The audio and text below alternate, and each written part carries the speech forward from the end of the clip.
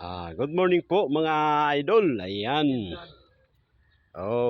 Mag-vlog po tayo mga idol ngayon. Ito po mga idol. Pasensya na po kayo mga idol. Hindi ko po napakita ang pag-layout nito mga idol kasi gawa po tayo po ay tarbahante lang po mga idol. Ayan, nahiya po tayo mga idol sa ating amo mga idol. Ayan, pasensya na po kayo mga idol, pero ang layout nito mga idol, ayan, 14 meters half ito mga idol. 14 meters and half ito mga idol. Simula doon mga idol, yan, kitang-kita po na yan mga idol yung tansi mga idol, oh.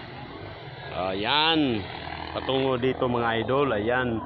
14 meters yan mga idol, simula sa ayan, butas na yan mga idol para sa pundasyon po natin mga idol. Ayan po, sinisintruhan na po natin yan mga idol. Ayan, patungo doon mga idol.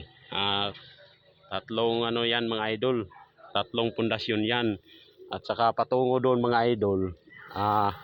Bali apat to mga idol.